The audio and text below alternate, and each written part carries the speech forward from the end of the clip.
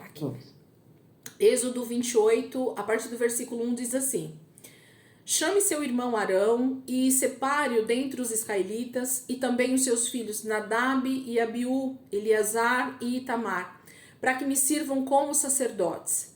Para o seu irmão Arão, faça vestes sagradas que lhe confiram dignidade e honra.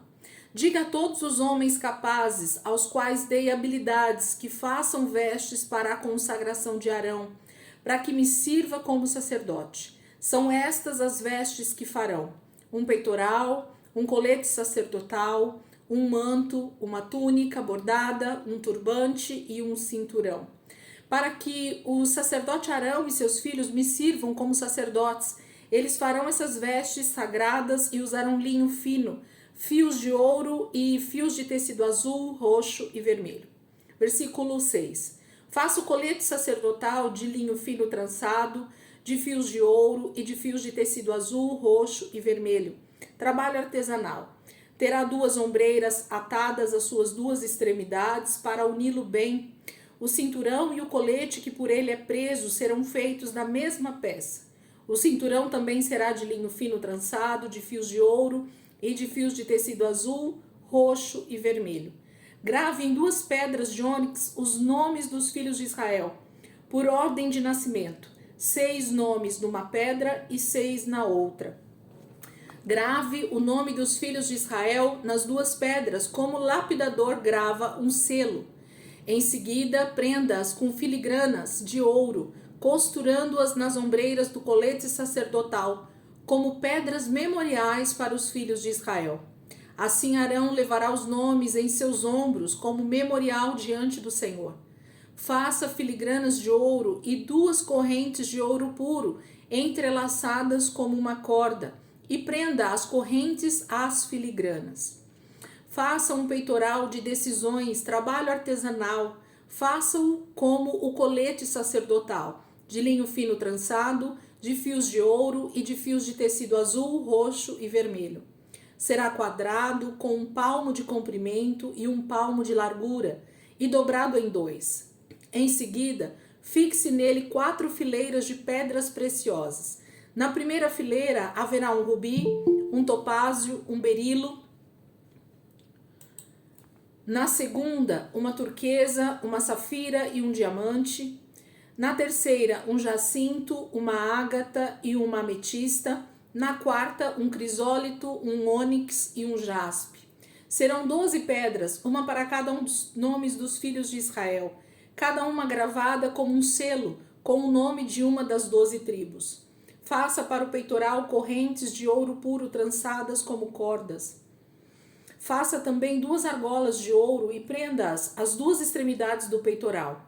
Prenda as 2 correntes de ouro, as argolas, nas extremidades do peitoral, e as outras extremidades das correntes, as 2 filigranas, unindo-as às peças das ombreiras do colete sacerdotal na parte da frente. Faça outras 2 argolas de ouro e prenda-as às outras 2 extremidades do peitoral, na borda interna, próxima ao colete sacerdotal. Faça mais 2 argolas de ouro e prenda-as numa parte inferior das ombreiras, na frente do colete sacerdotal, próxima das costuras, logo acima do cinturão do colete sacerdotal. As argolas do peitoral serão amarradas às argolas do colete com um cordão azul, ligando o peitoral ao cinturão, para que não se separe do colete sacerdotal.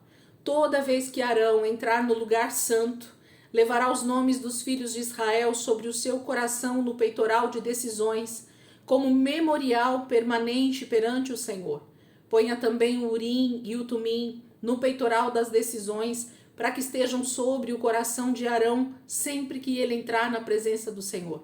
Assim Arão levará sempre sobre o coração, na presença do Senhor, os meios para tomar decisões em Israel. Faça o manto do colete sacerdotal inteiramente de fios de tecido azul, com uma abertura para a cabeça no centro. Ao redor dessa abertura haverá uma dobra tecida, como uma gola, para que não se rasgue. Faça romãs de fios de tecido azul, roxo e vermelho em volta da borda do manto, intercaladas com pequenos sinos de ouro. Os sinos de ouro e as romãs se alternarão por toda a volta da borda do manto. Arão o vestirá quando ministrar. O som do sino será ouvido quando ele entrar no lugar santo diante do Senhor e quando sair, para que não morra.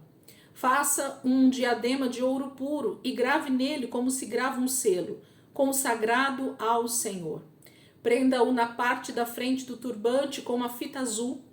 Estará sobre a testa de Arão, assim ele levará a culpa de qualquer pecado que os israelitas cometerem em relação às coisas sagradas, ao fazerem todas as suas ofertas. Estará sempre sobre a testa de Arão, para que as ofertas sejam aceitas pelo Senhor. Desça a túnica e o turbante com linho fino. O cinturão será feito por um bordador. Faça também túnicas, cinturões e gorros para os filhos de Arão, para conferir-lhes honra e dignidade. Depois de vestir seu irmão Arão e os filhos dele, unja-os e consagre-os para que me sirvam como sacerdotes. Faça-lhe calções de linho que vão da cintura até a coxa, para cobrirem a sua nudez. Arão e seus filhos terão que vesti-lo sempre que entrarem na tenda do encontro, ou quando se aproximarem do altar para ministrar no lugar santo, para que não incorram em culpa e morram. Este é um decreto perpétuo para Arão e para os seus descendentes. Então até aqui, né, o capítulo 28 vai falar sobre essa questão das vestes sacerdotais. Vai ser o nosso assunto de hoje. Eu acredito que a gente vai ficar somente nesse assunto porque é um tema bem vasto, bem grande, né, e que dá pra gente extrair muita coisa dentro da palavra. E eu então quero começar com esses primeiros versículos aí do capítulo 28, pra gente já começar a entender o que é essas vestes que o Senhor dá para Moisés. Lembrando que aqui no capítulo 28, Deus está falando com Moisés lá no Monte Horebe. O Senhor está sozinho com Moisés e está dando essas vestes, né, o modelo dessas vestes. E só depois, lá nos últimos capítulos de Êxodo, é que Arão vai confeccionar isso. Aqui o Senhor está mostrando para ele como deveria ser essa roupa. Não só a roupa, mas todas as outras peças do tabernáculo, né? Mas aqui em especial, no capítulo 28, ele está mostrando como seria essa roupa.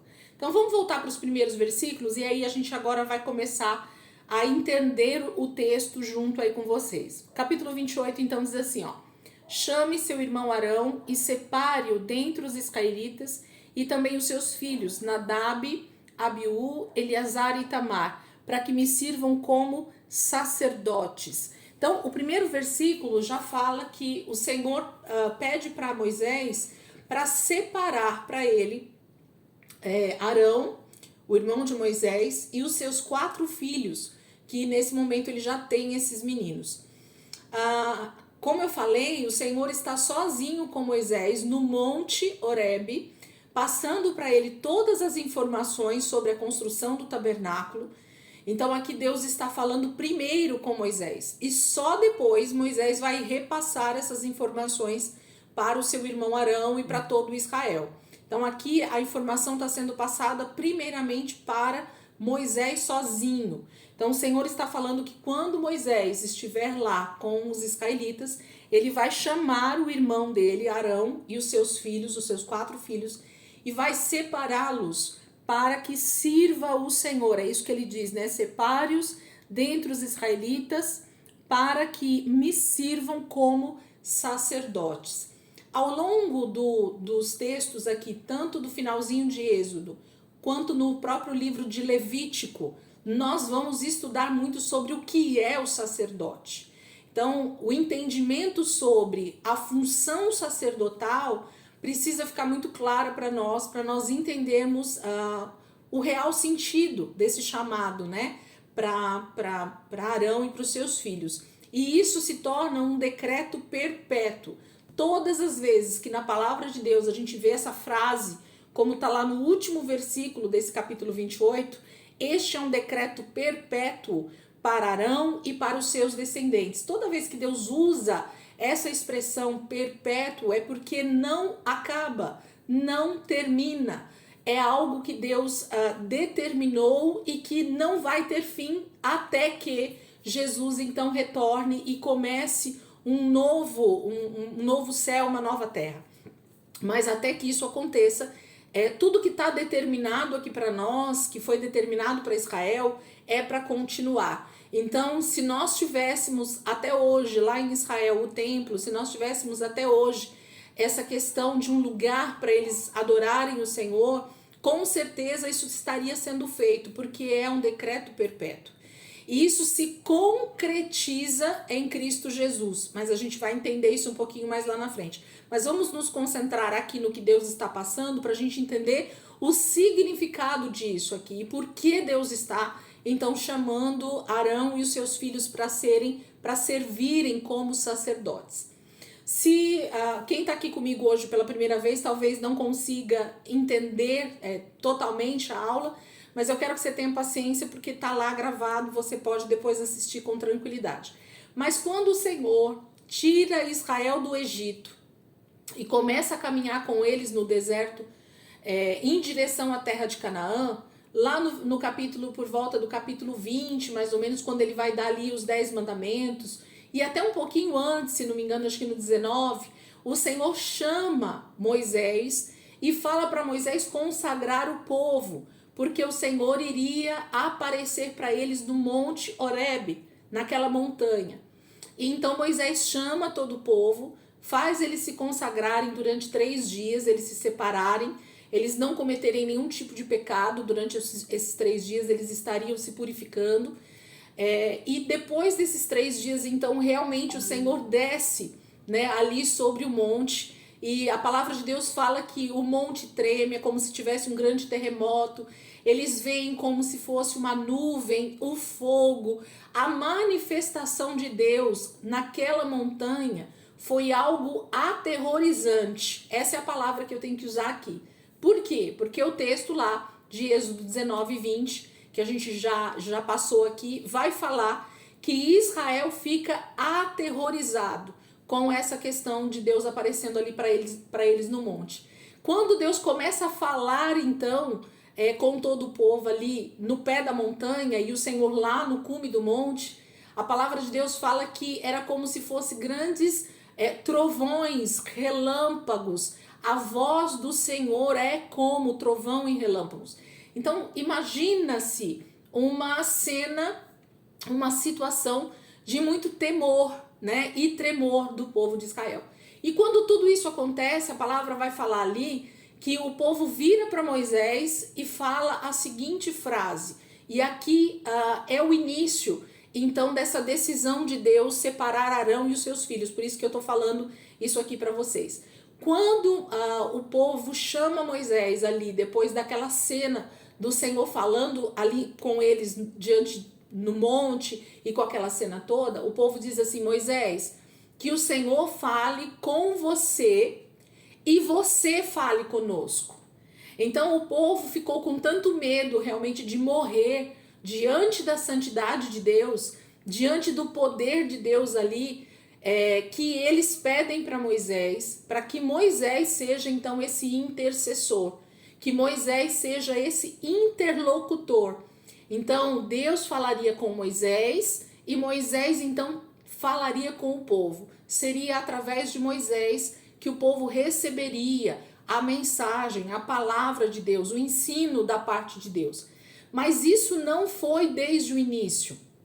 Deus, quando liberta Israel lá do Egito, o desejo de Deus era voltar a ter comunhão com o seu povo, era voltar a ter relacionamento com o seu povo Israel e poder falar com eles como ele falava com Moisés, como ele já estava falando com alguns ali, né? Então, aquela primeira manifestação do monte seria o início de um relacionamento de Deus novamente com a humanidade, restrita, lógico, a Israel naquele momento ainda.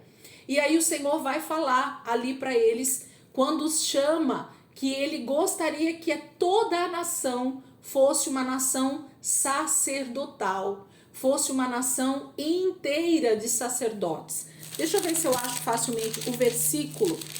Deixa Deixa eu pegar o endereço aqui bem rapidinho, só para falar para vocês.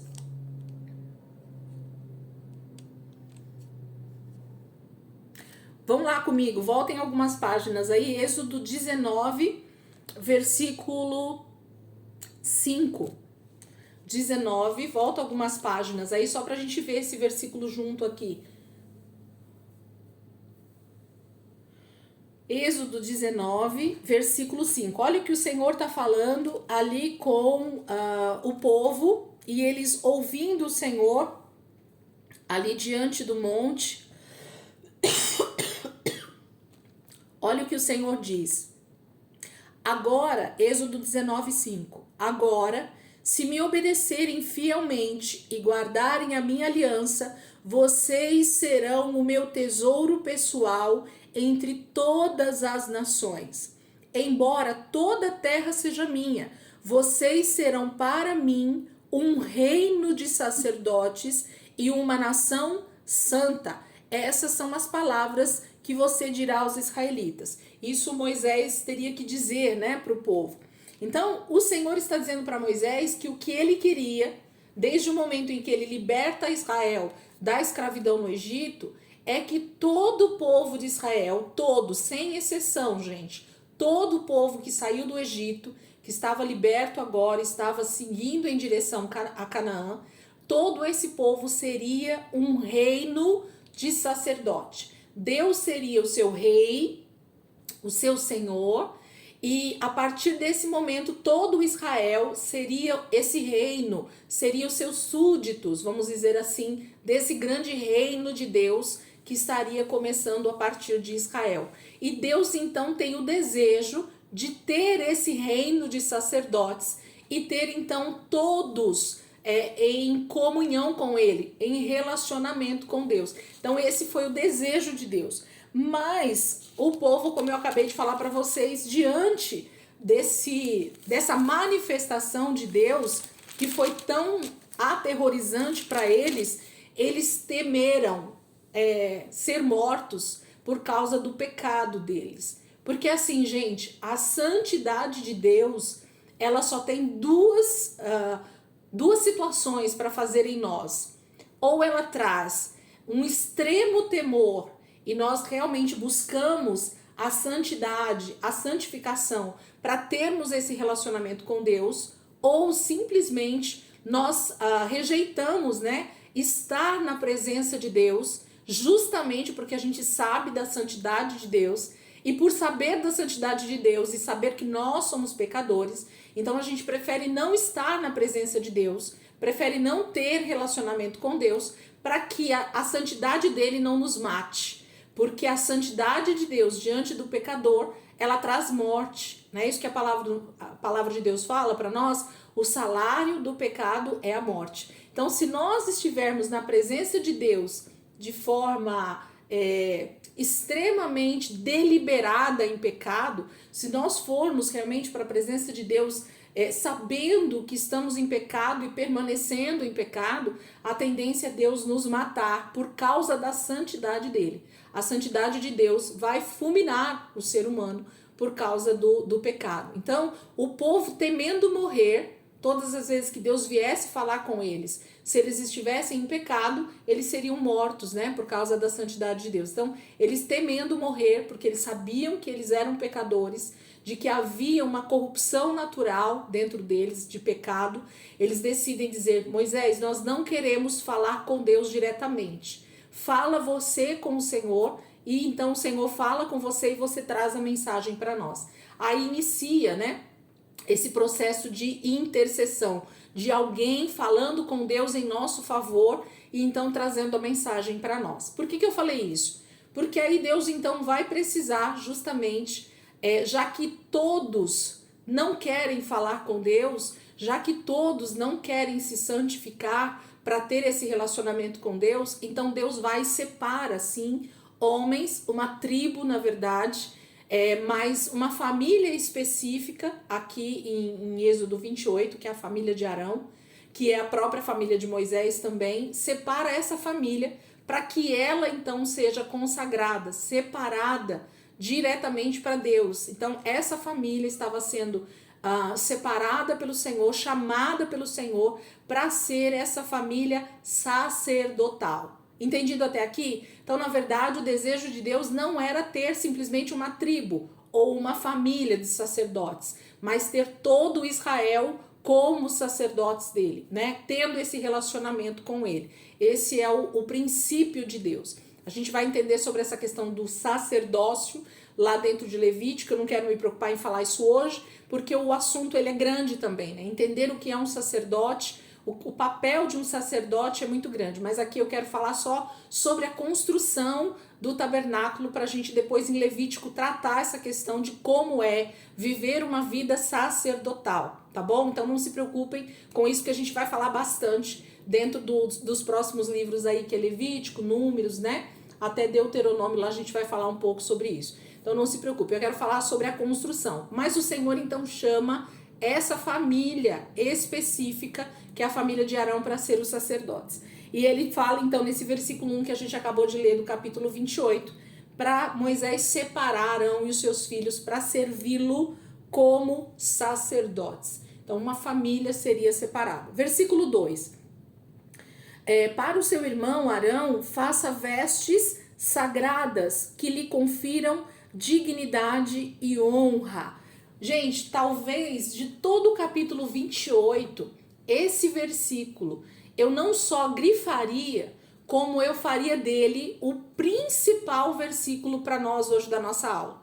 Esse versículo 2, ele é o texto-chave de todo o capítulo 28 e do entendimento que a gente precisa ter hoje sobre essas vestes, essa roupa que Deus está passando, dando, né, um modelo para Moisés vestir Arão, né? Então essas vestes, ela tem um propósito, ela tem um principal propósito. Então o versículo 2 vai falar: para o seu irmão Arão, faça vestes sagradas que lhe confiram dignidade e honra. Então as roupas do sacerdote Arão e depois dos seus filhos, porque seria passado de pai para filho, essa roupa que nós vamos falar sobre ela hoje, ela tem o principal motivo de Arão vestir essa roupa, é o que está escrito aqui no versículo 2. Essas roupas, essas vestes são sagradas, então tem um propósito sagrado, ou tem uma forma sagrada, ela não é qualquer roupa, ela está sendo dada, o modelo está sendo dado pelo próprio Deus, com detalhes, nós acabamos de ler cada detalhe aqui, e o Senhor diz que essas roupas, elas vão conferir para Arão o que? Dignidade e honra. Então, o que significa isso? Primeiro que quando Arão estivesse vestido com essa roupa, então, cada pessoa que olhasse para Arão teria, olhando para ele, essa visão de um homem digno e honrado. Então, essas vestes trariam um diferencial para Arão. Então, ele seria diferente de todo o povo de Israel. E não só ele, né? Porque aí a tribo de Levi, toda a tribo de Levi, todas as famílias da tribo de Levi também, os homens, né, se vestiriam com uma túnica, com uma roupa um pouco mais simples, mas não tão diferente no sentido de dignidade e honra como a de Arão. Mas a de Arão, do sumo sacerdote, né, do sacerdote principal, ela era diferente. Então, quando Arão estivesse vestido com essa roupa, ele estaria se diferenciando de todo o povo de Israel, de todas as tribos de Israel, ele seria diferente. Então, quando eu olho para Arão com essas vestes, ela precisava conferir para ele dignidade e honra. E aí a gente já pode fazer alguns paralelos para vocês entenderem. Quando vocês olham para um julgamento, né, num fórum, quando a gente olha para um juiz que está ali num fórum julgando uma causa, e ele está vestido com uma, acho que é toga, né, que fala o nome da roupa do juiz, não dá para ele uma posição de dignidade, de honra ali, ele não fica diferente no meio de todo mundo? Fica, né? E quando a gente olha um policial militar, um policial civil, ou alguém do exército fardado, né, vestido com a farda, também não traz um diferencial para aquela pessoa? Sim ou não? Sim, né? Quando a gente olha um piloto de avião ou uma aeromoça, né, quando ela tá também trajada, quando ela tá vestida com a roupa ali da sua companhia aérea, também não traz dignidade e honra para aquele comandante, né? Ele está vestido com aquela roupa e automaticamente em todo o aeroporto, onde tem milhares de pessoas, quando essa pessoa passa, você sabe o que ela é, sim ou não? Sim. Então, vocês concordam comigo que a roupa que nós vestimos, ela diz quem nós somos? Sim ou não? Façam um joia para mim se vocês entenderam o que eu tô querendo dizer. Então, isso quer dizer que a roupa que eu visto, a roupa que eu me visto, ela mostra para as pessoas que estão me olhando o que eu quero passar. Não é isso? Vamos inverter a situação, vamos jogar para um outro lado extremo. Nós falamos sobre policiais, nós falamos sobre aeromoça, nós falamos sobre comandantes, nós falamos sobre um juiz, nós falamos sobre várias pessoas. E se a gente inverte isso e vai para uma rua ou para um prostíbulo e nós vemos ali uma mulher trajada com as roupas da noite, né, com a roupa de trabalho dela de prostituta. Nós conseguimos identificar dentro de uma casa ou dentro de um local público uma mulher com esse tipo de roupa e nós sabemos o que ela é? Sim ou não? Sim, né? Então, o que eu quero mostrar aqui para vocês, que a palavra está dizendo é que, de acordo com as nossas vestes, nós somos identificados, ok? E principalmente aqui, então, no caso de um sacerdote, no caso de Arão, e no que Deus está propondo construir ali para eles como um referencial da presença de Deus, então essas vestes que Arão vestiria e que toda a tribo de Levi também vestiria, vocês concordam comigo que era isso que Deus estava querendo demonstrar? Não só isso, mas também isso, né? Que aquela roupa traria um diferencial para a vida daquele sacerdote e para a vida de todos os homens da tribo de Levi que se vestiriam também com uma túnica. Então esse é talvez o ponto-chave ou principal, trazer dignidade e honra. Mas a gente faz uma primeira pergunta aqui para vocês também. Gente, Arão também tinha pecado como todo o povo de Israel? Sim ou não? Sim, né? Então Arão também era pecador como todo o povo de Israel que tinha saído do Egito. Então qual é a diferença? O que Deus está querendo nos ensinar, ou o que Deus estava querendo demonstrar ali naquele momento, consagrando, separando Arão? Que no momento em que Arão se lavasse, se purificasse e vestisse aquela roupa consagrada, aquela roupa sacerdotal, a partir daquele momento ele estaria sendo então capacitado, sendo ajustado, sendo liberado para exercer a função para a qual ele estava sendo chamado, como sacerdote diante do Senhor, diante do lugar santo, né? Arão poderia chegar até o lugar mais consagrado do tabernáculo, que era o lugar onde ficava a Arca da Aliança, né? Então, com essas roupas sacerdotais, com todo esse traje que Deus estava dando para Moisés, Arão poderia chegar até o lugar mais sagrado do tabernáculo, até a própria presença de Deus. Então, o que a gente precisa entender é que essa roupa, então, ela habilita, ela dá, então, acesso para Arão fazer o serviço no tabernáculo, e somente, então, ele poderia fazer isso por causa da roupa que ele estava vestido. Sim ou não? Entenderam até aqui? Hoje eu tô no sim ou não. Tá? Então, o que liberava, o que colocava Arão na posição de ir diante do Senhor com o sacrifício, ir diante do Senhor com as ofertas, entrar no lugar santo, entrar dentro do tabernáculo, então era a sua purificação, que a gente vai entender depois, mas aqui no caso do capítulo 28 era a roupa que ele se vestiria. Então, quando ele colocasse essa roupa depois da purificação, ele estava vestido, trajado com dignidade e honra. Ele poderia chegar diante de Deus com essa roupa, certo? Vamos seguir. Então, o principal versículo tá aí, tá bom? Grava aí esse versículo 2, grifa ele, faz o que vocês quiserem aí que o negócio tá aqui. Versículo 3. Diga a todos os homens capazes, aos quais dei habilidade, que façam vestes para a consagração de Arão, para que me sirva como sacerdote. 4.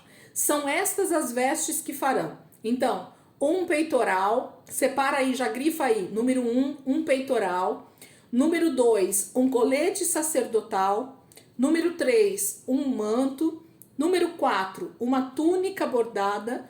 Número 5, um turbante. Número 6, um cinturão. Para que o sacerdote Arão e seus filhos me sirvam como sacerdotes. Eles farão essas vestes sagradas e usarão linho fino, fios de ouro e fios de tecido azul, roxo e vermelho. Alguém chamou? Eu vi um barulhinho aqui, não, né?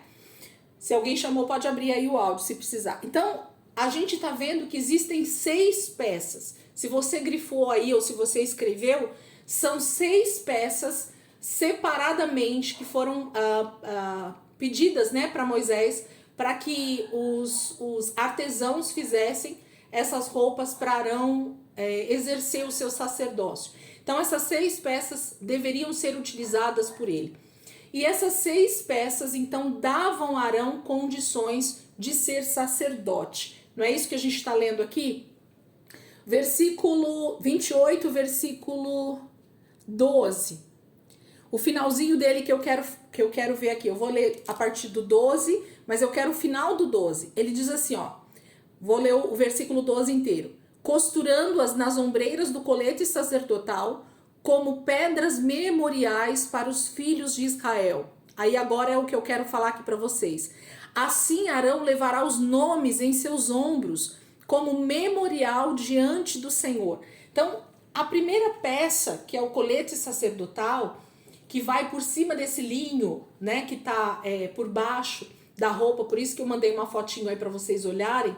A primeira peça era esse colete sacerdotal. E nesse colete haveria, então, 2 pedras de ônix aqui no ombro. E nessas pedras de ônix estaria gravado, como se grava na aliança. Sabe quando a gente grava o nome aqui na aliança, por dentro da aliança? Era dessa mesma maneira que Deus queria que gravasse, para que isso não saísse, para que com o uso disso não se deteriorasse, né? Então, em cada ombreira, de cada lado, deveria ter 6 nomes das tribos de Israel, 6 de um lado e 6 do outro, para que Arão carregasse sobre os seus ombros todas as 12 tribos de Israel. Esse é um primeiro ponto. E aí ele vai destacando, né, toda essa roupa que Arão deveria utilizar então. O que eu quero já mostrar para a gente aqui no primeiro paralelo, né? O primeiro paralelo que a gente precisa ver. Depois que ele começa o versículo 15 em diante, ele vai falar sobre o peitoral da decisão. E nesse peitoral, ele vai falar que precisa ser colocado como se fosse um quadro, né? Um quadrado com algumas pedras. Versículo 17, olha só. Em seguida, fixe nele 4 fileiras de pedras preciosas. E aí ele vai falar sobre essas pedras, né? Na primeira fileira, rubi, topázio e berilo. Na segunda, turquesa, safira e um diamante. Na terceira, jacinto, ágata e ametista. Na quarta, crisólito, ônix e jaspe. Serão 12 pedras para que cada uma tenha os nomes dos filhos de Israel, né? Cada uma gravada com um selo, como o nome de uma das 12 tribos. Então, esse peitoral deveria ter pedras. Então, deveria ser carregado nos ombros os nomes e na vista, né, na frente, bem no peito do sacerdote Arão, deveria ter as pedras.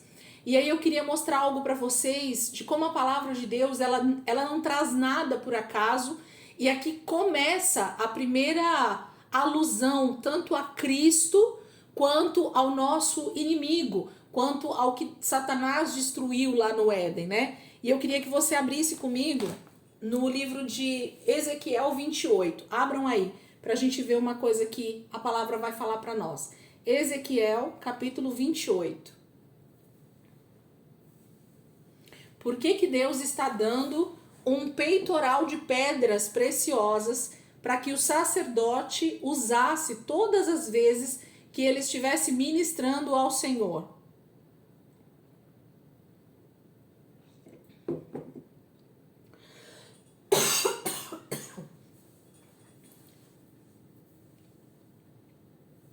Ezequiel 28, a partir do versículo 13. Ezequiel 28, a partir do versículo 13. Ezequiel 28, acharam aí? Posso ler? Ezequiel 28, versículo 13. Diz assim: Você estava no Éden, no jardim de Deus. Todas as pedras preciosas o enfeitavam: sárdio, topázio e diamante, berilo, ônix e jaspe, safira, carbúnculo e esmeralda. Seus engastes e guarnições eram feitos de ouro. Tudo foi preparado no dia em que você foi criado. Você foi ungido como um querubim guardião, pois para isso eu o designei. Você estava no Monte Santo de Deus e caminhava entre as pedras fulgurantes. Você era inculpável em seus caminhos desde o dia em que foi criado, até que se achou maldade em você. Por meio do seu amplo comércio, você encheu-se de violência e pecou. Por isso eu o lancei, humilhado, para longe do monte de Deus, e o expulsei, ó querubim guardião, do meio das pedras fulgurantes. Seu coração tornou-se orgulhoso por causa da sua beleza, e você corrompeu a sua sabedoria por causa do seu esplendor. Por isso eu o atirei à terra, fiz de você um espetáculo para os reis. Por meio dos seus muitos pecados e do seu comércio desonesto, você profanou os seus santuários. Por isso fiz sair de você um fogo que o consumiu e reduzi você a cinzas no chão, à vista de todos os que estavam observando. De quem o texto está falando primeiramente, gente? Se você voltar no início do capítulo 28, se não me engano, eu peguei aqui já do 13, mas se você pegar do início, ele vai estar falando, se não me engano, de Ciro. Acho que é de Ciro, né? O início do texto vai falar sobre o rei Ciro. Mas quando a gente começa a ler esse texto, de quem vocês acreditam que o texto está falando? De qual é a tipologia ou qual é a alegoria que Deus está mostrando a partir desse texto de Ezequiel 28? Qual é a visão que Deus está dando para Ezequiel aqui? Alguém quer falar? É o diabo? Exatamente, a queda de Satanás, né, do céu. Então, o texto vai dizer claramente que ele estava onde? No versículo 13. Você estava no Éden, no jardim de Deus. E vai falar que desde o início, né, ele estava com ele. Ele foi criado pelo próprio Deus. E quando ele foi criado, ele foi enfeitado, né? O versículo 13 está falando: todas as pedras preciosas o enfeitavam. Se você contar essas pedras que estão aqui, contem comigo, ó. Sárdio 1, topázio 2, diamante 3, berilo 4, ônix 5, jaspe 6, safira 7, carbúnculo 8, esmeralda 9. E aí a gente tem mais o ouro. Então, Satanás era cheio de pedras preciosas. E essas pedras, então, estão sendo mostradas aqui que eram o enfeite de Satanás. A beleza dele estava com toda a riqueza que existe no jardim de Deus, na criação de Deus, ou no lugar, no santuário de Deus. A palavra vai falar aqui que ele estava no monte de Deus. Onde é o monte de Deus? Onde o trono de Deus está. Então, o nosso adversário, o inimigo, Satanás, quando ele se rebela contra Deus, e ele é lançado então para a terra, como a palavra vai falar aqui, o enfeite de Satanás eram pedras preciosas. A forma da sua formosura, ou de como ele era enfeitado, de quanta beleza ele tinha, além de ser um anjo, querubim, um guardião que Deus colocou, ele era enfeitado com várias pedras preciosas. Então, Deus tem sempre algo muito profundo falando conosco na palavra de por que ele coloca certos detalhes, né, aqui na terra, principalmente para nos fazer entender o que ele quer dizer. O que eu estou querendo dizer com isso? Quando o Senhor fala para Moisés, para nessa roupa sacerdotal, colocar pedras no peitoral do sacerdote, nessa peça que ficaria extremamente exposta na frente, no peito, né, do sacerdote, ele coloca pedras preciosas. E essas pedras preciosas, elas representam as 12 tribos de Israel. Porque aqui no peitoral nós temos 12 pedras. E cada uma dessas pedras preciosas trazem uma tribo, né, como representação. O que o Senhor está dizendo para nós? Nessa representação de que Satanás seria então vencido, né, pelo sacrifício perfeito de Jesus, e ele seria então lembrado todas as vezes que ele olhasse para aquele sacerdote vestido, entregando sacrifícios, servindo como sacerdote diante do Senhor, ele seria lembrado de que ele era um anjo perfeito também diante do Senhor, ele estava ali servindo, ele estava como um guardião diante de Deus, e ele tinha toda essa beleza e essa formosura, mas agora Deus estava através desse sacerdote dizendo: eu vou restaurar o ser humano, a criação que eu fiz, o homem e a mulher, que eram para ter total relacionamento comigo no Éden e que você, por causa do pecado, corrompeu. Então, Deus estava sempre lembrando o nosso adversário, Satanás, através da roupa do sacerdote, ele trazia sempre à tona as pedras preciosas que uma vez já estavam, né, já enfeitavam o nosso adversário, mas que agora traziam a representação das 12 tribos de Israel e dessas tribos que fariam com que toda a humanidade então também viesse até Deus. Um dos propósitos das 12 tribos também é ganhar, né, as outras nações para o Senhor. Era o propósito também de Israel, a gente vai ver isso ao longo das nossas aulas. Então, esse peitoral com essas pedras preciosas lembrava o nosso adversário a respeito de toda a beleza e toda a formosura que ele também tinha. Além disso, existe uma outra passagem que também então agora vai fazer o contraponto para nós a respeito de que nós como cristãos também temos uma roupa que o Senhor tem nos dado. Além de nós nos vestirmos de Cristo, que a palavra vai falar várias vezes, a gente já falou um pouquinho sobre isso, sobre nos revestirmos de Cristo, por isso que nós temos a salvação, por isso que nós somos vistos pelo Senhor justos, né? Por causa do sacrifício de Cristo, que é perfeito, mas o Senhor também nos dá uma roupa que serve justamente contra os enganos do diabo, ou mesmo diante do Senhor nós vamos estar muito bem trajados, muito bem vestidos. E para quem esteve nos últimos cultos da igreja, essa aula está preparada já tem umas 3 semanas, e como esse texto, como esse tema, né, tem sido ministrado nos últimos cultos da nossa igreja, porque a gente tem falado sobre batalha, né, sobre batalhar na fé, sobre nós estarmos sempre batalhando. Qual a roupa que você acha que todo cristão hoje tem, que ele também se torna apto diante de Deus para estar como sacerdote diante do Senhor, estar guerreando, estar sempre diante de Deus também muito bem vestido, trazendo honra e dignidade? Quem quer falar aí para mim qual seria essa roupa? Além de Cristo, lógico, né? De nos revestirmos de Cristo. Quem aí quer falar?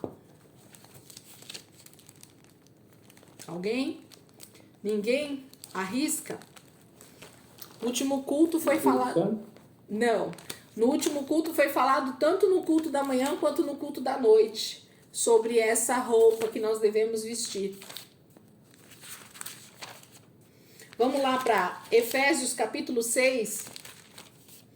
E aí vocês já vão ver automaticamente. Efésios capítulo 6. Quantas peças a roupa do sacerdote deveria ter, gente? Quantas peças eram? 6. 6 peças, né? O peitoral, o colete sacerdotal, o manto, a túnica bordada, o turbante e o cinturão. Agora a gente vai lá para Efésios, capítulo 6, do versículo 10 ao 19. Vamos ler rapidinho aqui. Efésios, capítulo 6, do 10 ao 19. Diz assim, acharam aí? Efésios 6, do 10 ao 19. Finalmente, fortaleçam-se no Senhor e no seu forte poder. Vistam toda a armadura de Deus para poderem ficar firmes contra as ciladas do diabo. Pois a nossa luta não é contra seres humanos, mas contra os poderes e autoridades, contra os dominadores deste mundo de trevas, contra as forças espirituais do mal nas regiões celestiais. Por isso, vistam toda a armadura de Deus para que possam resistir no dia mau e permanecer inabaláveis depois de terem feito tudo. Assim, mantenham-se firmes, cingindo-se com o cinto da verdade, vestindo a couraça da justiça e tendo os pés calçados com a prontidão do evangelho da paz. Além disso, usem o escudo da fé, com a qual vocês poderão apagar todas as setas inflamadas do maligno.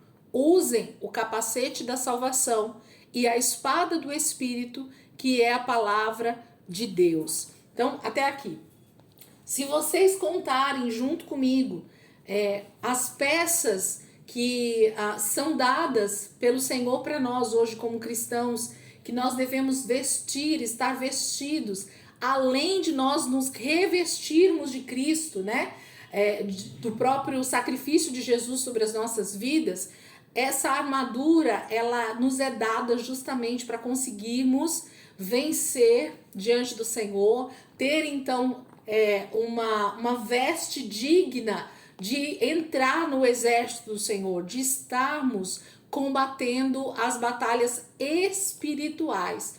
Porque o texto é claro, né? O apóstolo Paulo vai ser claro em dizer para nós de que essa roupa que está sendo dada para os cristãos, ela não tem a ver com uma luta física, não é contra o nosso irmão que nós devemos lutar, mas é contra principados, dominadores, autoridades, são lutas nas regiões celestiais. Então, são os inimigos de Deus que nós devemos estar sempre preparados para combater. Então, o cristão, ele precisa estar sempre revestido de Cristo. Quando Deus olha para nós, ele precisa ver o Filho, ele precisa ver Jesus. E, além disso, nos dado, então, uma armadura, que a palavra de Deus fala, né? Uma roupa que nós vestimos e que ela, então, nos dá a mesma questão do sacerdote Arão, dignidade, honra, condições de nós estarmos diante do Senhor. E aí, quando a gente conta essa armadura de Deus, nós temos aí 6 peças também. A couraça da justiça, os cingidos da verdade, né, o cinto da verdade, a espada do Espírito, o pé calçado com a preparação do Evangelho, o capacete da salvação e o escudo da fé. Então, eu não acredito, de verdade, irmãos, vocês me conhecem aqui das aulas, eu não acredito que haja tanta coincidência nesses 2 textos, no sentido de serem a mesma quantidade de peças que o sacerdote Arão deveria utilizar por cima do linho fino, as 6 peças, e ao mesmo tempo nós temos aqui Paulo nos ensinando a respeito de uma armadura do cristão que também está sobre o linho fino, que é Cristo, né? Nós nos revestimos de Cristo, e por cima de Cristo, desse revestimento, de Cristo, a gente coloca essa armadura que também tem 6 peças. Tentei dar uma olhada no texto para ver se há alguma comparação entre uma peça e outra, mas aí eu não quero enfeitar o que não tá dito, né? Então, essas peças elas não fazem relação direta, né, uma com a outra. Não fazem. Mas o ser 6 peças, o ser 6 objetos, né, que nós vestimos, tanto o sacerdote Arão, quanto nós hoje que somos sacerdotes também diante do Senhor, isso sim me faz refletir que há uma alegoria, há um ensino do Senhor para nós aí nessa palavra. Então, eu falei sobre as pedras que eram importantes porque falava do vencer o nosso grande inimigo que nos fez pecar contra o Senhor. Então, toda hora que Satanás olhava para Arão, oferecendo um sacrifício, ele via o sacrifício do próprio Senhor. Gente, a mãozinha levantou aí, vai desligar, né? Para os irmãos que estão pela primeira vez, o Google Meet ele dá 1 hora, gratuito, né? Se a gente quiser ter mais tempo, teria que pagar para ir direto. O que eu faço? Eu uso 1 hora, fecho a aula e abro de novo outro link, tá bom? Então eu vou fechar, já vou mandar outro link lá para vocês já entram e a gente continua aqui a aula, tá bom?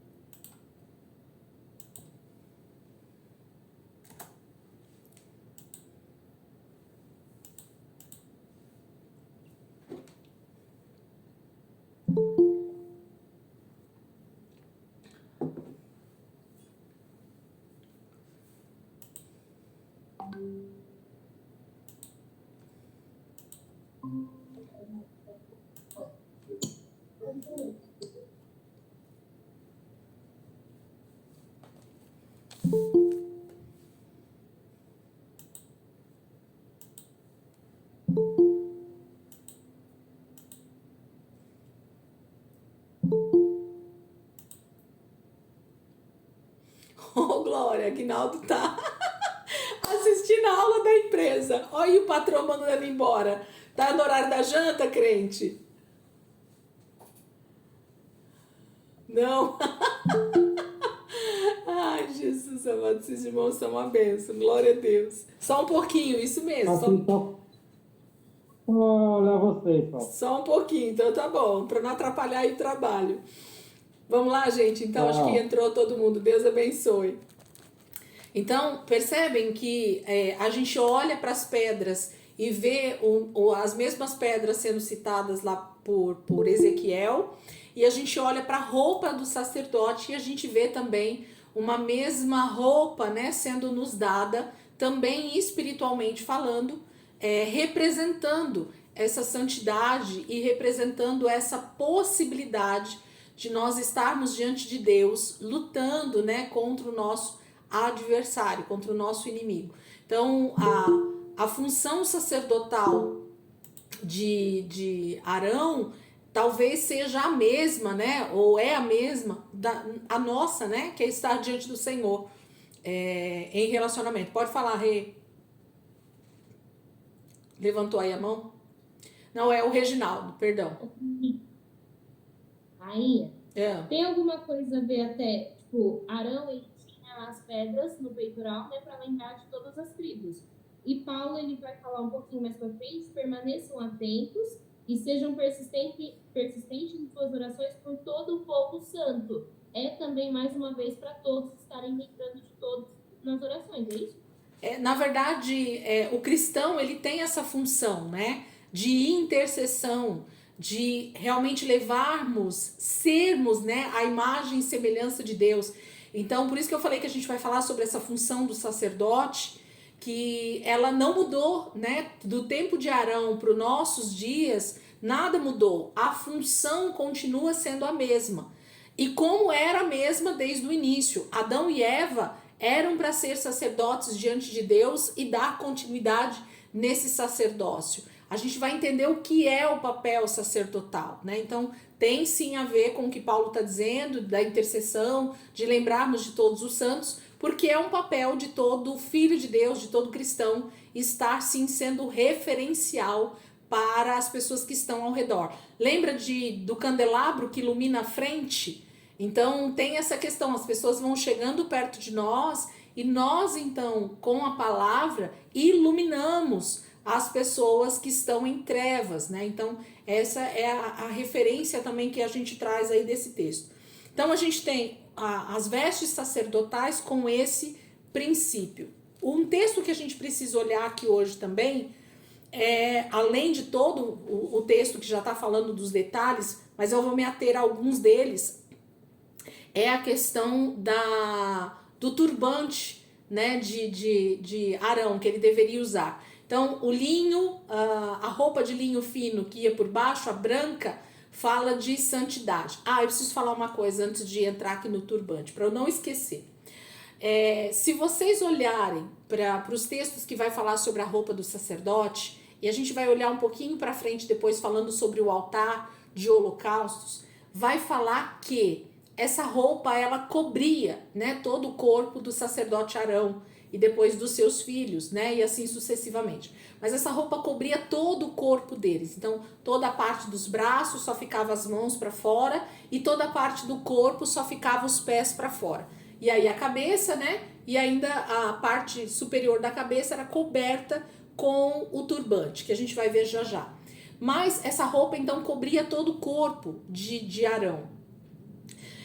Quando a gente tem o pecado acontecendo lá em Gênesis capítulo 3, a palavra vai dizer que eles estavam nus e a partir do pecado, então, eles começaram a ver que estavam nus, não é isso? A gente já explicou bastante sobre isso quando a gente estudou Gênesis. Então, galera que quer conhecer um pouquinho mais lá de Gênesis, também tá aí gravado no YouTube para vocês. Então, quando fala que Adão e Eva, quando se viram em pecado, a primeira coisa que eles conseguiram enxergar foi eles mesmos.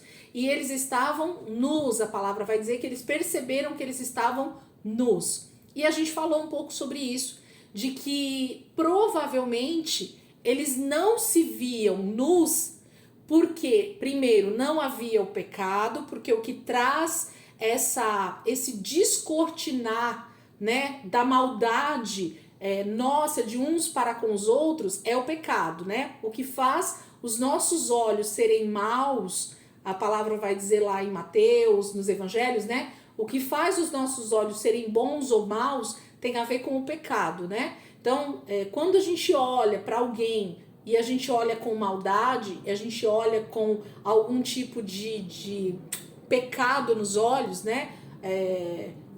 Não tá me vindo a palavra aqui, mas quando a gente olha e isso tudo traz algum tipo de reação no nosso corpo, nos nossos pensamentos a respeito do próximo, isso tem a ver com o pecado, com a corrupção do ser humano.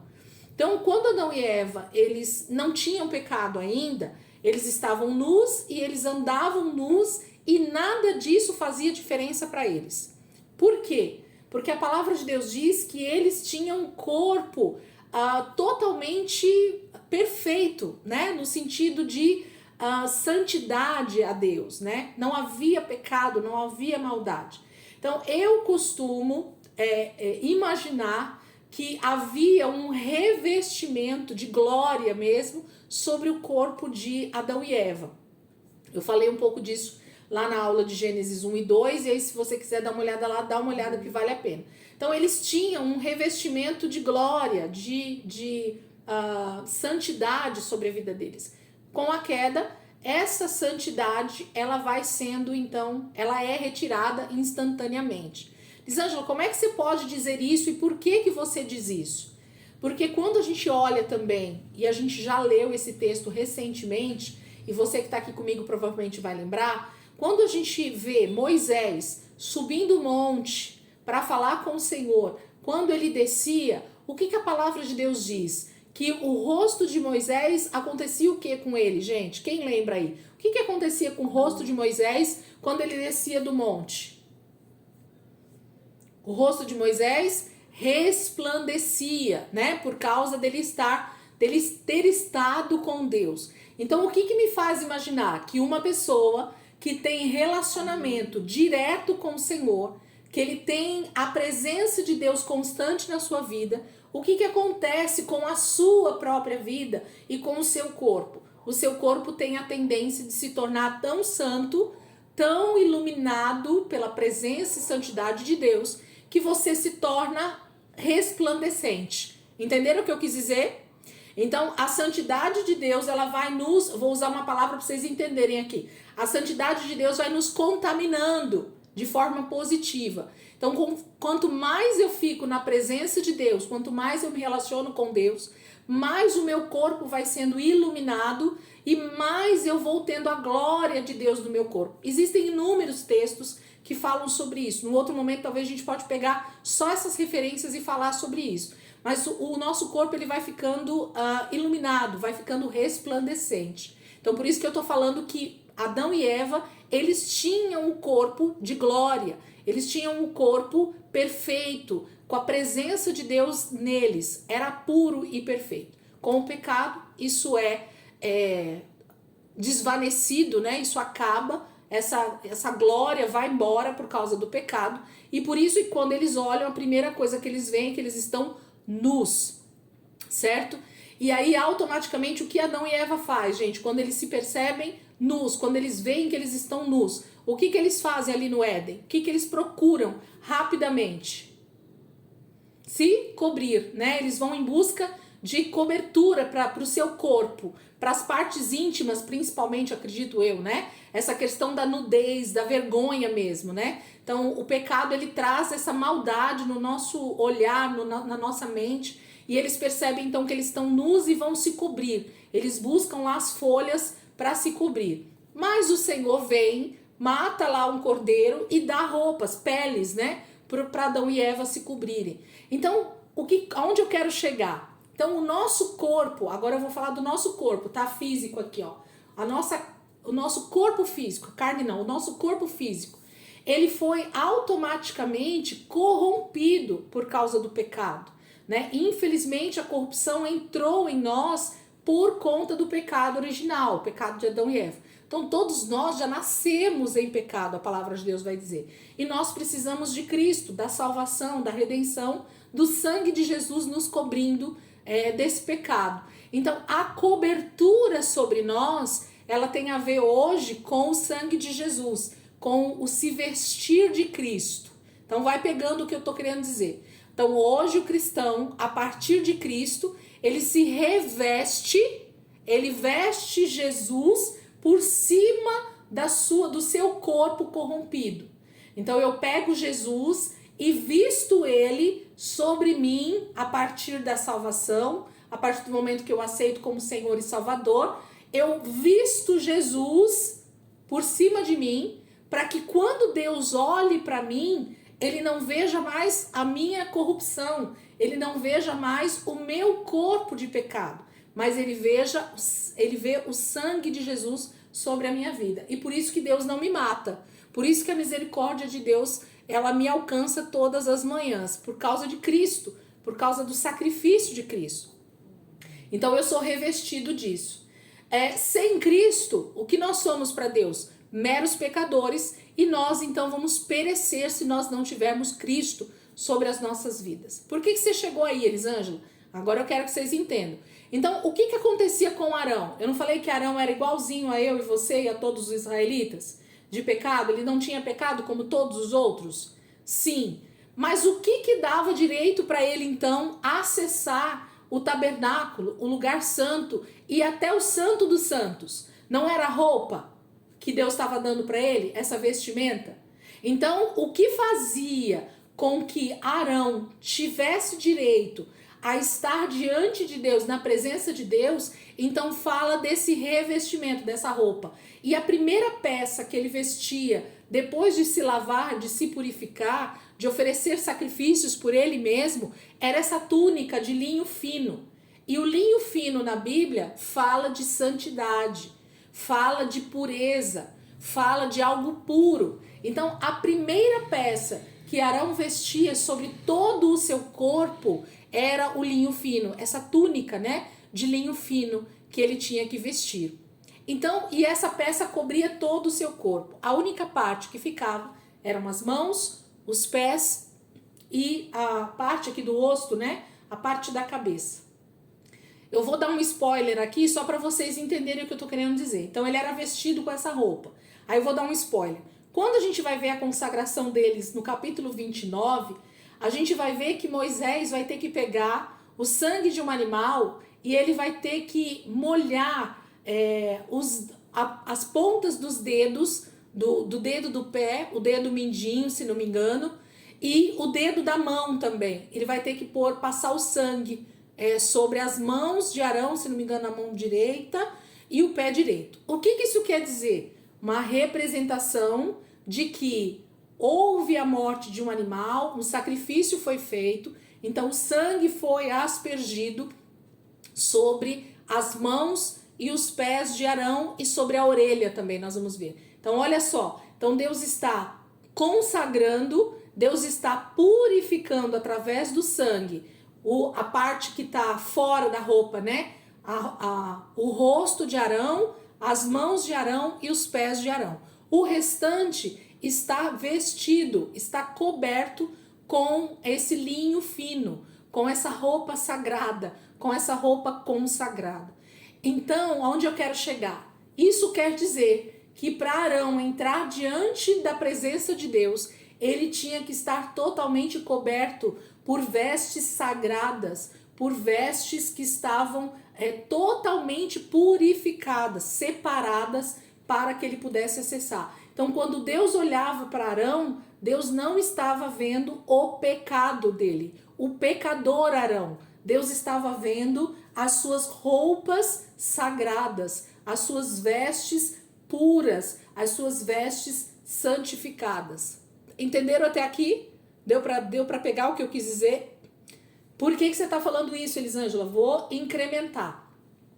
Quando Arão fosse oferecer sacrifício, fosse estar sendo sacerdote ali diante do Senhor, ele subindo para algum lugar mais alto, a palavra de Deus fala que não poderia aparecer nem os seus tornozelos, nenhum pedaço do seu corpo podia aparecer. Por quê, gente? Baseado nisso que eu acabei de falar para vocês, por que nenhuma parte do corpo de Arão poderia aparecer? Falem para mim alguém, por favor, falem que vocês entenderam o que eu quis dizer.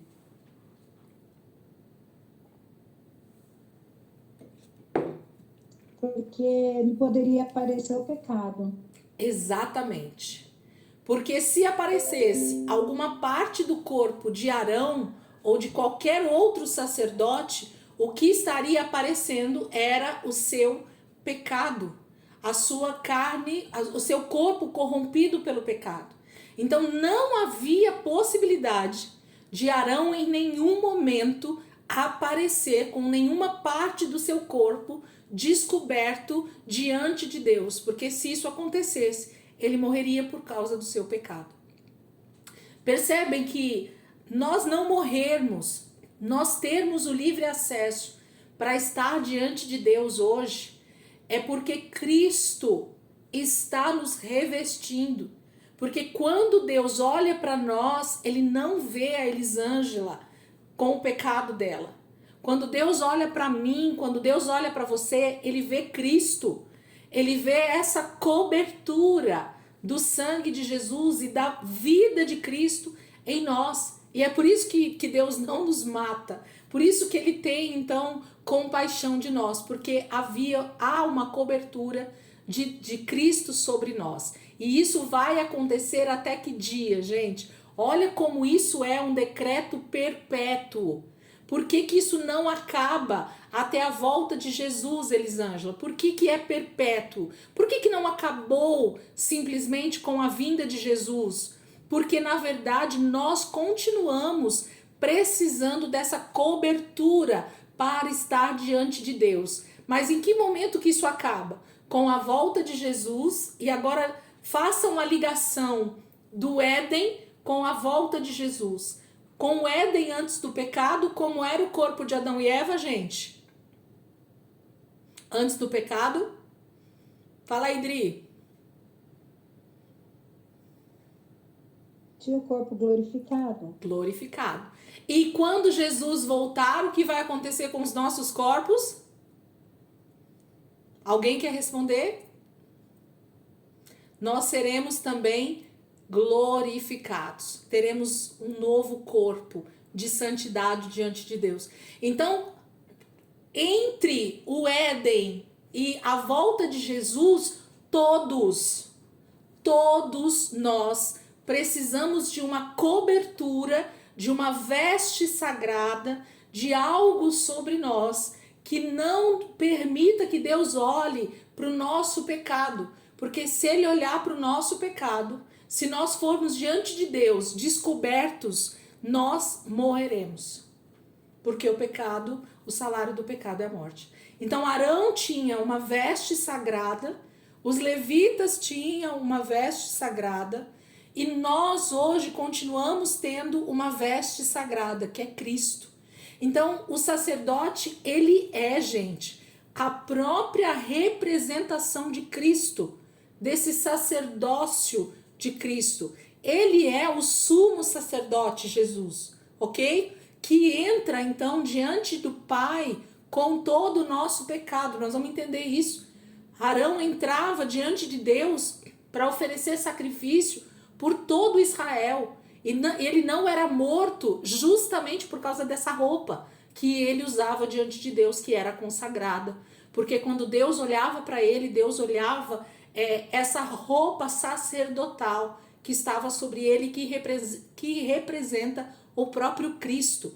Arão também estava se revestindo de Cristo. Arão também estava se revestindo do próprio Senhor Jesus. Ângela, por que você fala isso? Vamos lá para a gente ter certeza do que eu estou falando? Apocalipse capítulo 1, por favor. E a gente finaliza as roupas aqui. Apocalipse capítulo 1.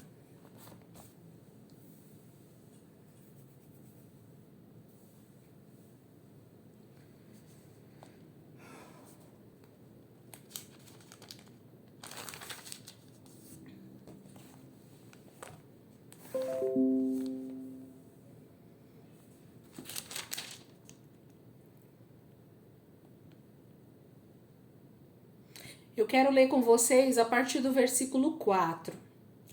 E eu vou ler mais para contextualizar, tá bom?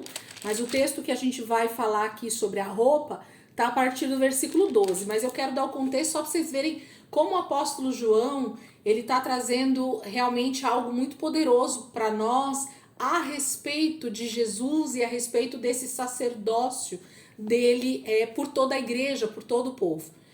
Apocalipse 1, versículo 4, diz assim: João, às 7 igrejas da província da Ásia, a vocês graça e paz da parte daquele que é, que era e que há de vir, dos 7 espíritos que estão diante do trono, e de Jesus Cristo, que é a testemunha fiel, o primogênito dentre os mortos e o soberano dos reis da terra.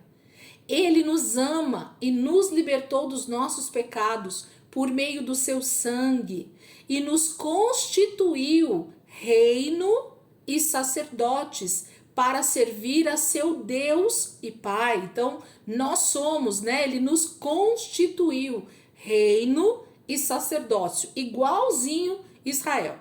A ele sejam glória e poder para todo sempre. Amém.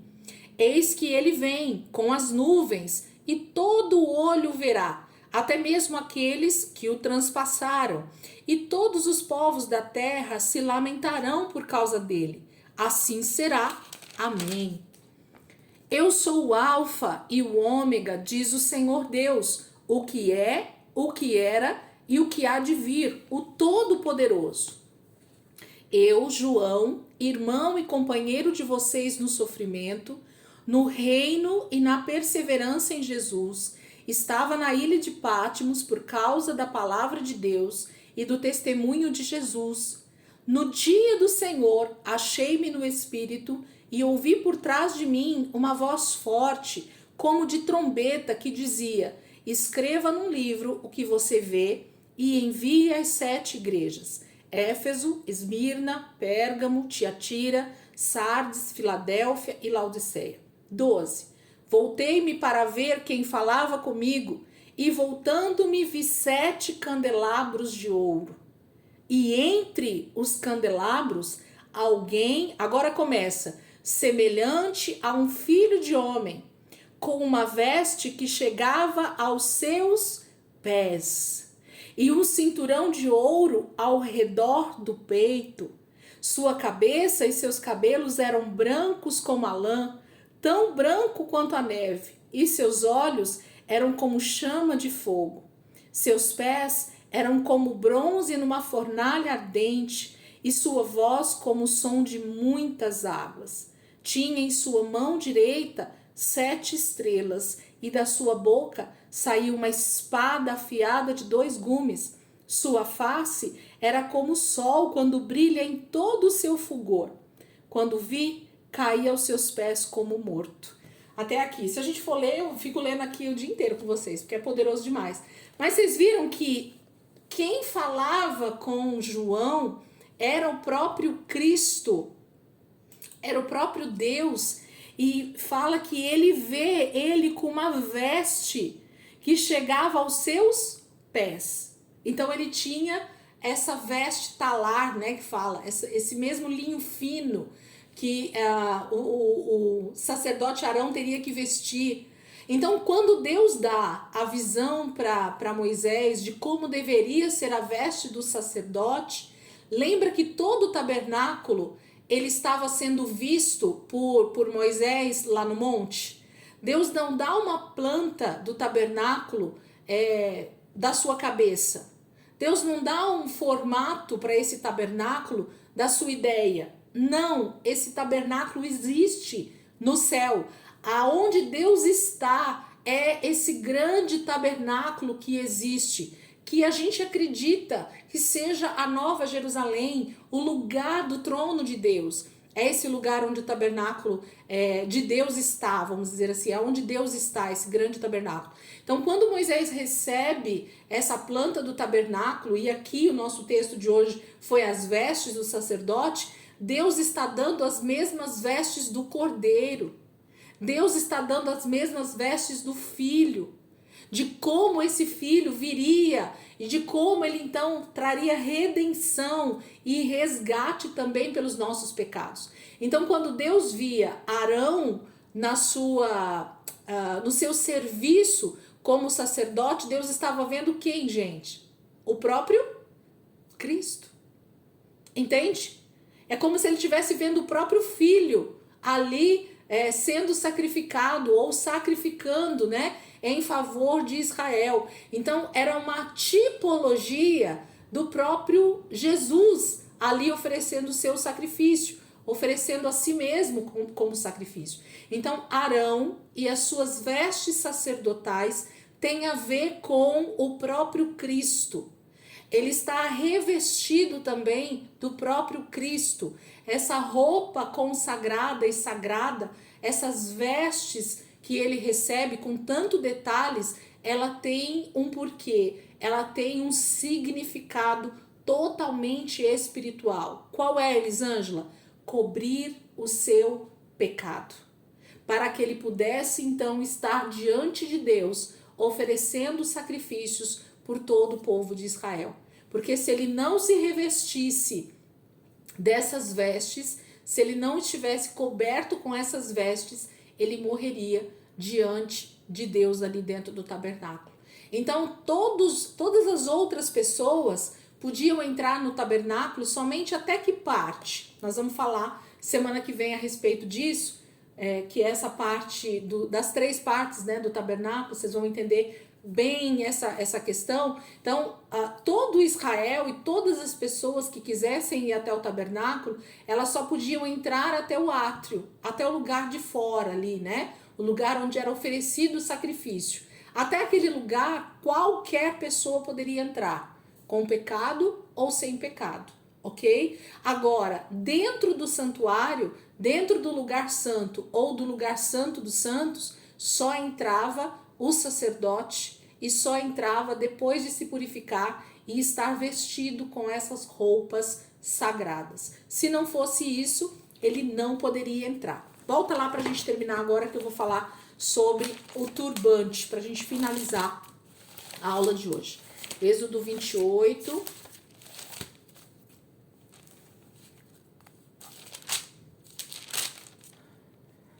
Êxodo 28, versículo 36. 28,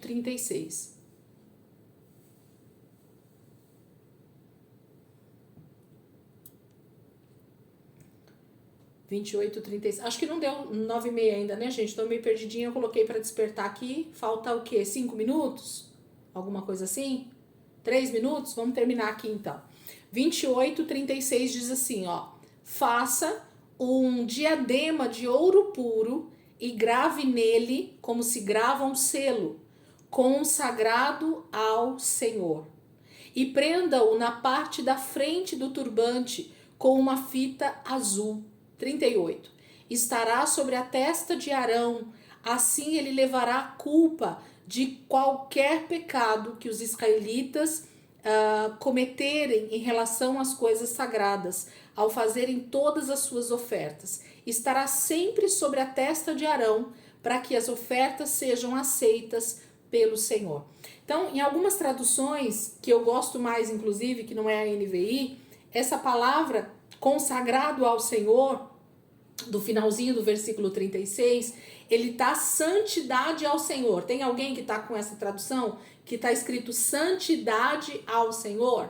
Tem alguém? Pastor Marcos tá lá, né? Tem algumas traduções que trazem santidade ao Senhor, ao invés de consagrado ao Senhor, né? Então, o que é isso, gente? Na testa, no turbante, naquele chapéu bonito, né? Que o sacerdote deveria usar, só no dele, inclusive, só no turbante dele, havia uma plaquinha de ouro puro que era colocado aqui, que era amarrado naquele turbante, era um acessório que deveria estar ali constantemente e que estava escrito, gravado nessa plaquinha de ouro, consagrado ao Senhor, ou, como eu gosto, santidade ao Senhor.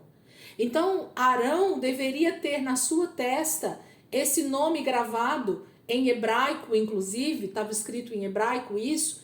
Então, qualquer pessoa que chegava diante de Arão para oferecer sacrifício, ou para trazer uma oferta, ou para fazer qualquer coisa ali no tabernáculo, durante o serviço dele como sacerdote, ele olhava para Arão e a primeira coisa que ele via era exatamente essa plaquinha. Então, as vestes de Arão, gente, ela tinha toda uma didática, né? Ela estava sempre ensinando algo para o povo de Israel. E aqui não deixa de ser tão importante quanto toda a roupa dele, cada detalhe da roupa, porque nessa plaquinha em especial estava escrito algo que todas as vezes que algum israelita chegava perto ou estava próximo de Arão, ele lia aquela plaquinha. E o que estava escrito? Santidade ao Senhor, consagrado ao Senhor. Gente, quando nós olhamos para Jesus, o que nós mais ansiamos? O que nós mais desejamos, se não sermos parecidos com Ele? Sim ou não? Né? Jesus é o nosso maior exemplo de como ser filho de Deus. Então, quando olhamos para Jesus, nós somos então automaticamente constrangidos pela sua santidade, pela forma como ele se comporta como filho de Deus, não tendo pecado, né? Jesus não teve pecado, ele conseguiu, mesmo num mundo totalmente corrompido pelo pecado, ele conseguiu se manter consagrado ao Senhor. Ele conseguiu se manter santo ao Senhor. Então, todas as vezes que nós olhamos para Jesus, o que mais nós devemos pensar é santidade ao Senhor. É como se nós fôssemos lembrados o tempo inteiro, santidade ao Senhor. Porque Ele é santo, é que eu devo ser santo.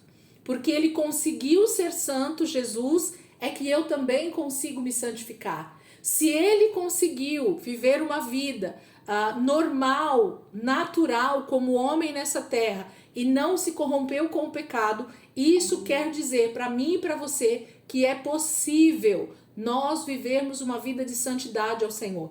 Por isso que Arão tinha isso gravado no seu turbante e bem aqui, ó, na testa, tinha que estar visível o tempo inteiro para cada israelita. Porque, gente, se nós olharmos, e a gente vai começar a estudar depois o livro de Levítico, os outros livros, vocês vão ver que tremendo. Eu já queria que você criasse uma expectativa maravilhosa, porque vocês vão ver que coisa tremenda que é ver o Pentateuco dessa forma.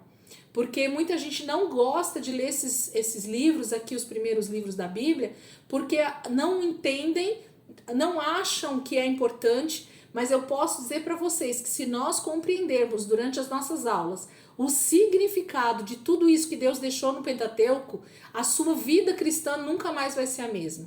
Porque quando cada israelita olhava para Arão no seu serviço de sacerdócio, recebendo ali o animal para o sacrifício, ou fazendo lá os sacrifícios no altar, levando diante do Senhor, ele olhava para Arão e ele via santidade ao Senhor. Eu devo ser santo. Eu preciso me santificar. E a lei e os mandamentos foram dados para Israel para que eles conseguissem alcançar essa santidade ao Senhor, que eles conseguissem ser separados mesmo para Deus. Se Israel conseguisse obedecer aos mandamentos que Deus tinha dado para eles, automaticamente eles estariam em santidade ao Senhor. Eles estariam separados para Deus. Eles cumpririam o propósito, né, da santificação. Então, olhar para Arão com aquela plaquinha na sua testa era estar sendo sempre lembrado de que diante de Deus, diante de Jesus, eu preciso buscar também santidade. Amém? Então, eu quero terminar essa aula aqui hoje falando sobre isso, que a gente precisa olhar, né, para Jesus e ver que está escrito santidade ao Senhor. Está ali gravado diante dele. Ele olha com o seu olhar de amor, mas ao mesmo tempo a palavra de Deus diz, nós lemos lá em Apocalipse, os seus olhos são como chamas de fogo, né? Então ele realmente traz esse temor no nosso coração para que nós sejamos santos, para que busquemos a santidade. Amém, queridos? Terminamos aqui. Então, semana que vem a gente vai para a consagração deles, o altar de incenso, e eu vou falar sobre as 3 partes, né? Então, o significado que essas 3 partes, átrio, lugar santo e santo dos santos, representam hoje para nós. A aula também, semana que vem, já está prontinha aqui, e eu tenho certeza que vai ser bênção para nós, para a gente entender tudo isso, tá bom? Vamos orar?